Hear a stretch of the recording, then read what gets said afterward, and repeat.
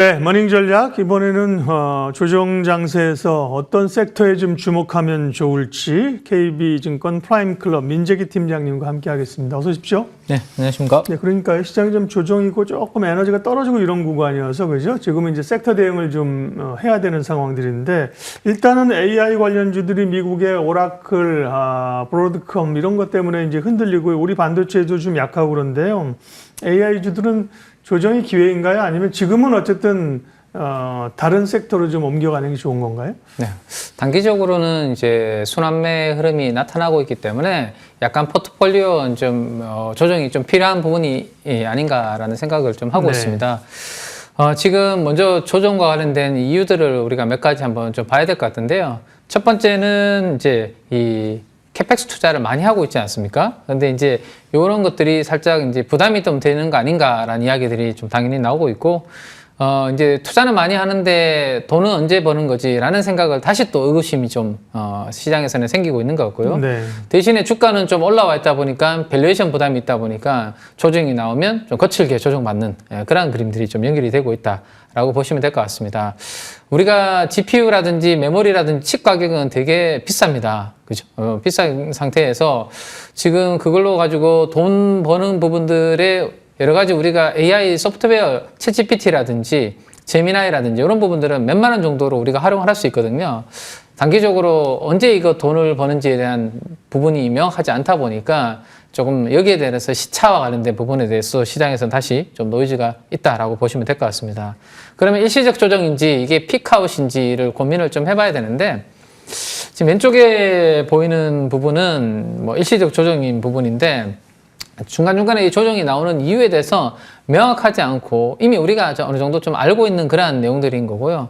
보통 피크아웃을 만들 때는 막상 눈앞에서 다 이제 확실하게 드러났는데 생각보다 이게 기대에 못 미칠 때 피크아웃을 보이는 경우가 많거든요. 네. 우리가 로봇도 눈앞에 본 적이 없고 아직도 뭐 여러 가지 지금 이 AI로 인해서 궁극적으로 달성해야 되는 그런 부분들은 현실화된 부분이 없는데 먼저 지금 몇 가지들 이슈들로 조정받는 것은 저는 피크아웃보다는 일시적 조정에 가깝다라는 생각을 하고 있고 다만 단기적으로는 시장에 조금 노이즈와 숨고르기가 필요하기 때문에 결국에는 이번 주에 다들 마이크론 실적 보고 계시잖아요. 예. 네, 마이크론 실적에서 뭐를 이야기해주고 앞으로의 AI와 관련돼서 별 문제가 없다라는 이런 부분들이 어느 정도 좀 나와줘야지만 시장의 색깔이 좀 바뀔 수 있고 그렇지 않다라면 당분간 연말에는 우리 왜 연말에 강한 종목이 연초에 강하다라는 그런 이야기들이 좀 있지 않습니까? 네. 만약에 마이크론으로도 불구하고 시장의 색깔이 바뀌지 않는다라면 최근에 강했던 종목들이 연초까지는 좀 끌고 가는 그러한 그림들이 만들어질 가능성이 높다. 뭐 그렇게 말씀을 좀 드리고 싶습니다. 네. 그러면 이제 오늘 주제는 조정장에서 눈여겨볼 만한 섹터가 무엇인가인데요. 대표적으로 빼놓을 수 없는 게 바이오입니다. 바이오가 뭐 ABL 바이오가 정말 좋은 성과가 있었고 이어서 알테오자는 좀 노이즈도 있었는데요. 또 삼성바이오나 뭐 에피스홀딩스는 또 강하고요. 네, 바이오주 전략 좀 알려주세요. 네, 뭐 바이오는 금리가 약간 이렇게 이제 인하 사이클에서는 가장 유리한 뭐 종목들이다라고 누구나 이제 공식처럼 알고 있는 부분이라서 요즘 주가는 상당히 강한 그런 흐름을 보여주고 있습니다. 뭐 시장에서 연말 연초에 주목해야 되는 섹터도 이렇게 지금 시장에서는 정리가 되고 있는 것 같습니다. 네. 문제는 주목해야 할이 아니라 이미 주목을 좀 이미 하고 있었어야 되는 부분 아닌가라는 생각이 들 정도로 최근에 이들이 돌아가면서 좀 강한 모습인데요. 지금 여러 가지 바이오 쪽에서는 모멘텀이 생기고 있습니다. 첫 번째는 금리 인하와 관련된 기대감이 당연히 이제 내년도 초에도 이어질 수 있다라는 부분들이 있고, 두 번째는 이제 생물보안법 관련된 부분입니다. 그죠? 미국에서 중국을 견제하기 위한 그런 부분들이 진행이 되고 있기 때문에 CDMO 쪽에서는 아무래도 삼성바이오로직스, ST팜, 바이넥스 같은 이런 종목들이 강세 흐름을 좀 이어간다라고 보시면 될 것 같고요. 그 다음에 일라일릴리의 주가가 최근에 이제 고점에서 한 10% 조정받은 이후에 다시 좀 움직이는 흐름들이 만들어지고 있기 때문에 비만 치료제 관련된 쪽들도 여전히 강한 그런 흐름을 좀 보이고 있습니다. 마지막으로는 바이오 시밀러 쪽인데요. 셀트리온하고 저는 삼성 에피스홀딩스 상장됐을 때 시가총액 갭이 너무 벌어져 있다라는 말씀을 좀 드리고 있는데 셀트리온은 여전히 40조 이상의 시가총액을 하고 있고 삼성 에피스홀딩스는 최근에 주가가 올랐음에도 불구하고 아직 20조가 안 되고 있는 상태에서 상장했는 날 시가를 지금 돌파해주는 흐름이 어제 나왔기 때문에 뭐 위쪽으로는 매물이 그렇게 많지 않은 그런 상황입니다. 그래서 셀트리온과의 이 바이오 시밀러 쪽의 갭은 삼성의 브랜드를 달고 있는 삼성 에피스홀딩스가 좀 더 좁히는 흐름이 진행되지 않을까 이렇게 정리를 해드릴 수 있을 것 같습니다. 조금 전에 보여주신 주목해야 될 섹터 3개는 출처가 뭡니까? KB 팀장님 내에서 만드신 겁니까? 네, 맞습니다. 네. 로봇 뭐 단순 테마가 아니라 뭔가 기대감이 있고요. 바이오 말할 것도 없고 우주항공은 살짝 좀 스페이스X 상장에서 일시적 테마가 아닐까 이런 의구심이 있는데 오늘은 그 얘기할 시간은 없고요. 네.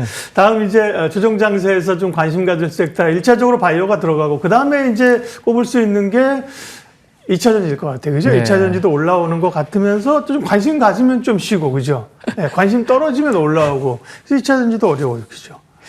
2차 전지는 주도적으로 아직 뭔가 움직이기에는 뭐라 해야 되나 좀 펀더멘탈이 좀 약하지 않나라고 말씀을 좀 드리고 싶습니다. 무슨 이야기냐면 실적에 기반한 뭐 움직임이면 훨씬 더 이제 추세적인 상승이 가능할 텐데요. 네. 예를 들어서 상반기에 우리가 봤던 조선이라든지 방산이라든지 그다음에 반도체라든지 이러한 부분들은 실적이 계속 전망치가 상향 조정되면서 구조적으로 성장이 나오면서 올라온 섹터고요. 2차 전지는 몇 년 전에는 그랬죠. 근데 한 2년 정도의 지금 이제 약간 캐즘 구간을 거치면서 아직도 2차 전지 쪽은 펀더멘탈이 그렇게 좋아지는 그런 그림은 아닌 상황입니다. 하지만 지금이 이제 내년도를 앞두고 거의 최악을 또 지나가는 시점에서 바닥에서 주가는 좀 올라왔기 때문에 최근에 만들어지고 있는 모멘텀 정도는 우리가 좀 알고 가야 되지 않을까 싶어서 오늘 2차 전지 내용을 좀 준비를 했는데 네. 뭐 페이지에 보시는 것처럼 여전히 혼란스럽습니다. 끝났다라는 부분이 있고요. 2차 전지는 그래도 아직 2차 전지는 다시 이제 새로운 이제 전환기를 맞이했다. 이런 의견들이 많이 엇갈리고 있는 상황인데 우리가 주목해야 되는 3가지 정도로 제가 한번 정리를 좀 해드리도록 하겠습니다. 첫 번째는 우리가 LFP 때문에 사실은 많이 힘들었지 않습니까? 중국이 LFP 배터리를 워낙 잘하고요. 리튬 인산철 배터리입니다. 그리고 유럽이 그나마 전기차 시장에서는 괜찮은 시장인데 거기에서 LFP로 침투하는 그 시장을 우리가 많이 뺏기다 보니까 뭐 상당히 업황이 안 좋고 재고는 쌓이고 이런 상황이 이제 지속이 되고 있는데 첫 번째로 이 LFP의 독주를 막을 수 있는 이 배터리가 새롭게 좀 부각이 되고 있는 부분들이 있습니다. 그 배터리는 LMR이라고 보통 이야기를 합니다. 리튬 망간인가요? 맞습니다. 네. 리튬, 망간, R은 리치입니다. 그러니까 조금 쉽게 생각하면 망간을 되게 많이 함유를 하고 있다, 포함을 하고 있다라고 생각을 하시면 될 것 같아요. 우리가 원래 잘 아는 배터리는 3원계 배터리라고 NCM이라고 이야기를 하죠. 니켈, 코발트, 망간입니다. 근데 이 니켈과 코발트가 상대적으로 가격이 좀 비싸고 뭐 조달하는 이슈도 있다 보니까 이 부분을 어떻게 그러면 좀 낮추고 다른 쪽을 올리는 대신에 성능은 좀 유지하는 부분들을 고민을 많이 우리나라 배터리 관련된 기업들이 했고 MLR 관련된 이 배터리에서 나름대로 지금 성과를 좀 보이고 있다라고 이해를 하시면 될 것 같습니다. 자, 일단 그러면 LFP하고 경쟁이 돼야 되는데요. LFP가 우리가 가격이 좀 싸다라고 생각을 하고 있습니다. 그러면 LFP만큼 저렴한지가 중요한데 가격은 비슷하게 저렴하다라는 겁니다. 그러면 이제 에너지 밀도라는 게 LFP의 약점 중에 하나인데요.